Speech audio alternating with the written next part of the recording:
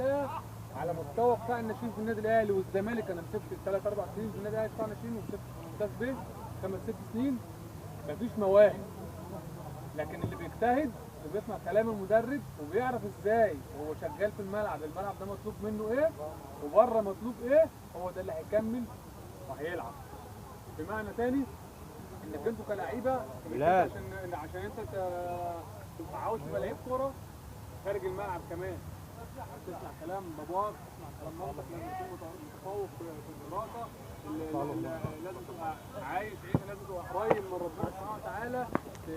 انك انت طول ما انت قريب من ربنا سبحانه وتعالى هيكرمك. لكن هتديها طناش وهتديها وتقول بقى خلاص انا باجي اكاديميه وخلاص، يبقى انت بتيجي تدفع فلوس وخلاص. حرام عليك، ابوك شقيان في الفلوس ديت. اتمرن كويس قوي واجتهد وتسيب الباقي على ربنا سبحانه وتعالى. تبقى انت خلاص خلصت سمتك انك انت انا خلاص اتمرنت النهارده تمرينه كويسه جدا. هي بقى حملها ساعه، حملها نص ساعه، ايا كان، انك انت تكون انت عملت اللي عليك. ان شاء الله بالتوفيق، ونتمنى نشوف لعيبه فيكم لعيبه كبيره. الناس بقى تسمع كلام الكابتن جمال طبعا، اداكوا نبذه، وعايزين بقى ايه ان شاء الله يكون عندنا طموح. خلاص يبقى عندنا طموح ان احنا ايه نكون متفوقين، نكون احسن لعيبه.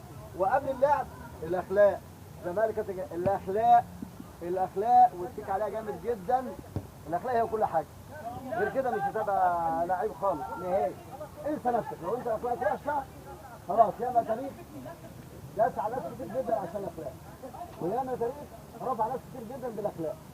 نتمنى انتوا تكونوا كده، تكونوا احسن لعيبه في العالم مش في مصر، اخلاقيا ورياضيا والتزاما. احسن لعيبه في العالم كله مش في مصر.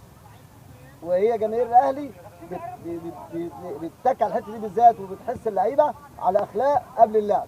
اللعب ده نقدر نجيبه بممارسه، تيجي الموهبه مع ما يكون في موهبه وممارسه بتزودها، لكن الاخلاق مستحيل حد يقدر يزرعها لما يكون هو اصلا هو عنده اخلاق وطالع من بيت كويس. احنا ما بنبشر اللعيبه اللي هم اخلاق، واللي غير اخلاق كده ملوش مكان معانا خالص في جماهير الاهلي. ماشي، وشكرا وشد حيلكم.